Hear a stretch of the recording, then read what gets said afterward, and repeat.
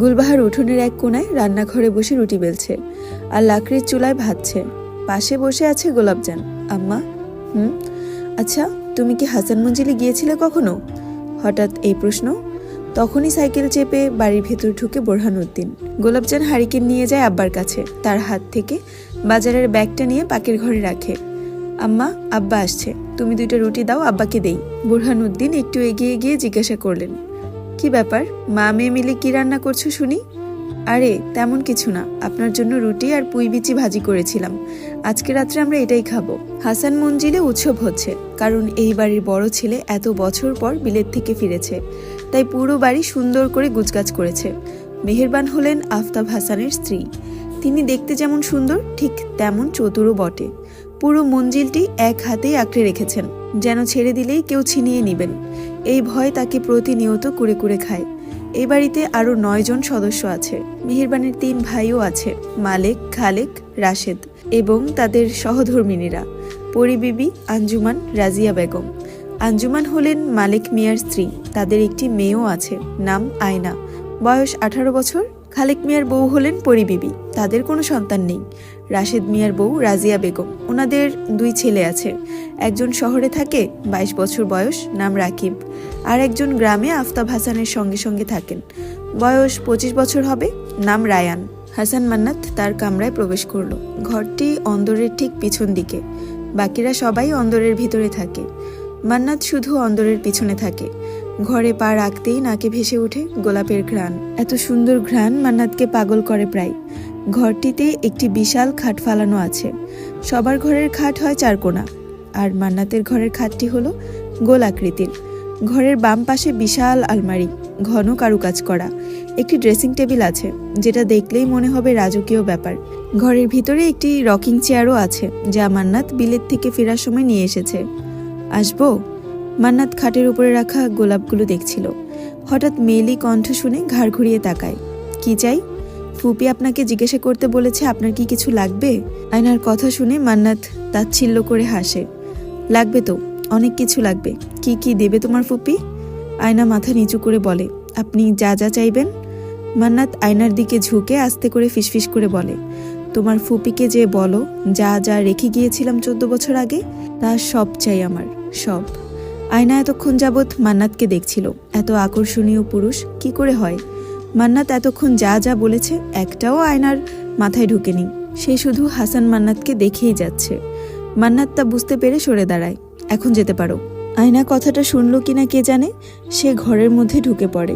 খাটের সামনে দাঁড়িয়ে ফুলগুলোর দিকে তাকিয়ে বলে, বিছানাটা এলোমেলো হয়ে আছে, ঠিক করে দেই? লাগবে না, আপনি ঘুমাবেন কিভাবে, আমি ঠিক করে দিচ্ছি। এই মেয়ে, তুমি কি বাংলা কথা বোঝো না? বের হও ঘর থেকে। আয়না মান্নাতের ধমক খেয়ে কেঁপে উঠে ভয়ে এক দৌড়ে ঘর থেকে বের হয়ে যায়। মান্নাত ঘরের দরজা দিয়ে বিছানার সামনে আসে, ফুলগুলোর দিকে তাকায়। তারপর পাঞ্জাবির পকেট থেকে একটা গোলাপ বের করে। গোলাপটার ডাটার কাটায় কিছুটা রক্ত লেগে আছে। তখন গোলাপজান যে ফুলের কাটায় পা লেগে পড়ে গিয়েছিল, সেই ফুলটি মান্নাত তার পকেটে ভরে নিয়েছিল।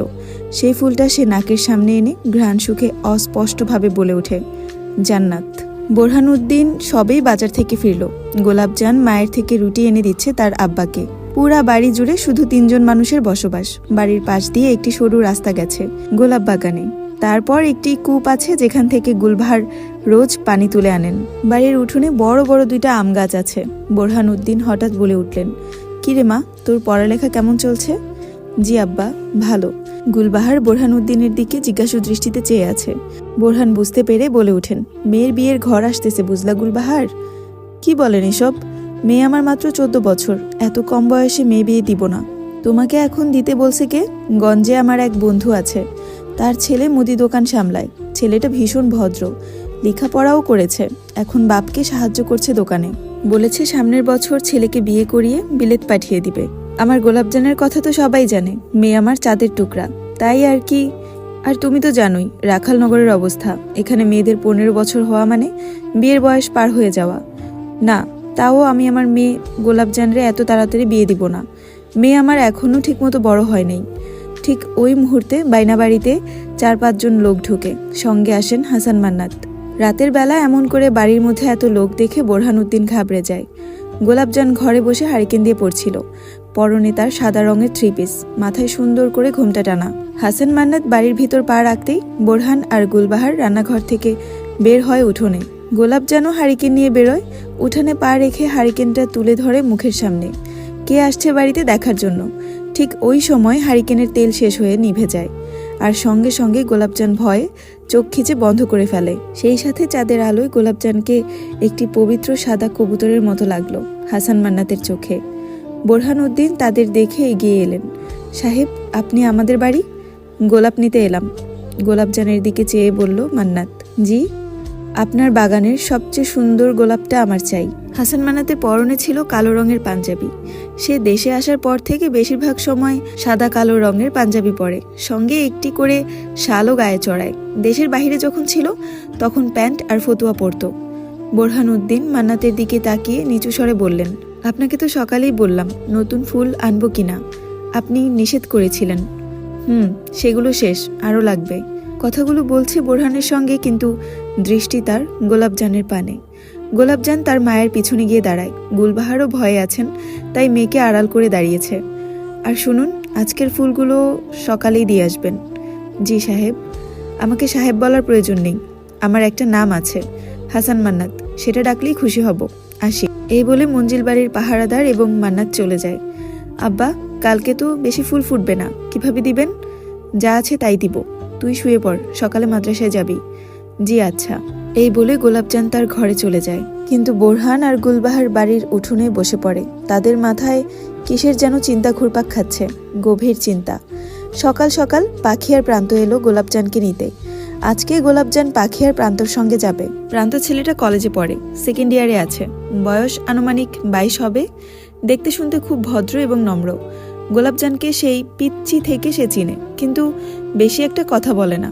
বোনের বান্ধবী বলে সব সময় বোনের নজরেই দেখেছে, কিন্তু ইদানিং গোলাপজান সামনে এলে প্রান্তর কেমন যেন লাগে, তাই সে খুব কম ওদের মাদ্রাসায় দিতে যায়। তবে আজ বোরহান উদ্দিনের কাজ থাকায় সে যেতে পারছে না, তাই এই দায়িত্ব আজ তাকে নিতে হলো।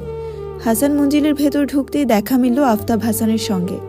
বৈঠকখানায় বসে কিছু দলিলপত্র দেখছিল। ওনার সামনে দুইজন শার্ট প্যান্ট পরনে ভদ্রলোক বসে আছে, যাদের দেখেই বোঝা যাচ্ছে এরা শহর থেকে এসেছে। কি ব্যাপার বোরহান, সকাল সকাল আমার বাড়িতে? জি, ছোট সাহেব আসতে বলেছে কিছু ফুল নিয়ে। ও আচ্ছা, যাও। আর একটু সামনে এগোতেই দেখা মিলল মেহেরবানের সঙ্গে। আপনি? ছোট সাহেবের কাছে এসেছি, কিন্তু আমার ছেলে তো ঘুমাচ্ছে, ওর ঘুম এখন নষ্ট করা যাবে না, আপনি পরে আসুন। ওই সময় গেট দিয়ে হাসান মান্নাত ঢুকছিল। সকাল 6টায় সে জগিং করতে বের হয়েছিল। 2 ঘন্টা রাস্তায় পার করে বাড়ি ফিরল। তুমি না ঘুমিয়েছিলে? বের হলে কখন? কৈফিয়ত দিতে বাধ্য নই। কাকা, আপনি আমার সঙ্গে আসুন। মেহেরবান জায়গায় স্থির হয়ে দাঁড়িয়ে রইলেন। ছেলেটা আসার পর থেকে কেমন যেন বদলে গেছে। ভিতরে আসুন কাকা। না মানে, আমি বাইরেই দাঁড়াই, এই যে আপনার ফুল। আমি তো এই ফুলের কথা বলিনি কাকা, আপনি ভালো করেই জানেন আমি কাল রাত কেন আপনার বাড়ি গিয়েছিলাম। সাহেব, আমি কতবার বলবো আমাকে সাহেব বলবেন না? আমাকে একটু সময় দাও বাবা, আমি কথা দিচ্ছি তোমার ফুল তোমাকেই বুঝিয়ে দিব। এই বলে বোরহান মঞ্জিল ছেড়ে বেরিয়ে এলেন। আয়না আজ নিজে রান্নাঘরে গেছে। সেই খেজুরের রস দিয়ে আজ পায়েস বানাবে। রান্নাঘরে রাজিয়া বেগমও ছিল তাকে সাহায্য করার জন্য, কিন্তু আয়না আজ কারো সাহায্য নিবে না। এইদিকে হাসান মান্নাত কামরায় এসে তোয়ালে নিয়ে তাদের নিজেদের সুইমিং পুলে গোসল করতে এসেছে। পানিতে ঝাঁপ দিয়ে প্রায় অনেকক্ষণ সে চুপ করে থাকতে পারে। এটা সে বিলেত থেকে প্রশিক্ষণ নিয়ে এসেছে। প্রায় সে জিম করে ওখানে সুইমিং করত। এই অভ্যাস এখনও রয়ে গেছে, তাই আজও জগিং করে এসে সুইমিং করতে ইচ্ছে হলো। বাড়ির চারপাশে অনেকগুলো করে লোক দাঁড়ানো, বাড়ি পাহারাদার বলা যায় আর কি, কারণ আফতাব হাসান একজন বিশিষ্ট ব্যক্তি, যার দখলে বেশ অর্ধেক রাখাল নগর। হাসান মান্নাত পানিতে ডুব দিতেই মনে পড়ে গেল কিছুক্ষণ আগের ঘটে যাওয়া ঘটনাটি। গোলাপজান, পাখি এবং প্রান্ত রাস্তা পার হচ্ছিল বাজারের পিছনে রাখালনগরের মহিলা মাদ্রাসায় যাবে বলে। তখন একটি ইটবাহী ট্রাক এসে গোলাপজানের ঠিক সামনে চলে আসে। তখন যদি হাসান মান্নাত না থাকতো, গোলাপজান ওখানেই। না, আর ভাবতে পারছে না হাসান মান্নাত। মেয়েটা তাকে উন্মাদ করে দিচ্ছে। প্রান্ত ছিল ওখানে, কিন্তু সে তার বোনের হাত ধরে রেখেছিল। এই মেয়ে, তুমি কি রাস্তা পার হওয়া শিখোনি এখনো? আমি না এলে তো এক্ষুনি গেছিলে। বয়স তো হলো 14, এখনো অবুঝ তুমি? আমি দেখিনি, আর তাছাড়া আমাকে তো আব্বা দিয়ে আসে। আজ আব্বা আপনাদের বাড়ি গেছে, তাই ওদের সাথে এসেছি আমি। পিছন ফিরে প্রান্তকে দেখে নিল একবার মান্নাত। প্রান্ত মাথা নিচু করে দাঁড়িয়ে আছে। পাখি দৌড়ে এসে গোলাপজানকে জড়ায় ধরে। সই, ঠিক আছিস তো? ঠিক আছি, বাড়ি যেয়ে আমাকে কিছু বলিস না। মান্নাত এখনও গোলাপজানের হাত ধরে আছে আর গোলাপজানের ভীতু ভীতু কথা শুনছে মনোযোগ দিয়ে। ও না বললেও আমি বলে দিব। গোলাপজান পিছন ফিরে তাকায় মান্নাতের দিকে। কি বলে দিবেন আপনি? এই যে তুমি রাস্তায় চোখ কপালে তুলে হাঁটছো। দুঃখিত, আপনি ভুল দেখছেন, আমার চোখ ঠিকই আছে, বরং আপনার চোখ জায়গায় নেই। যদি থাকতো তাহলে ঠিকই আমার চোখ দুইটা দেখতেন। তখনই মান্নাতের নিঃশ্বাস ভার হয়ে ওঠে। সে পানির ভিতর থেকে উঠে দাঁড়ায়, চোখ খুলে আকাশের পানে তাকায় আর বিড়বিড় করে বলে ওঠে, এই চোখ যদি আমি না দেখি তাহলে আমার জীবনটাই যে বৃথা। জান্নাত, ঠান্ডা লেগে যাবে তো, উঠুন। এতক্ষণ কেউ পানিতে থাকে? মান্নাত ভাইয়া, উফ, এইটার নাম আয়না না দিয়া বায়না দেওয়া উচিত ছিল। যখনই দেখা হয় তখনই একটা না একটা বায়না ধরে। কি সমস্যা? আপনাকে ফুপা ডাকছে, বলল এক্ষণ যেতে। কোথায়? বৈঠকখানায়। আসছি, যাও। হ্যালো।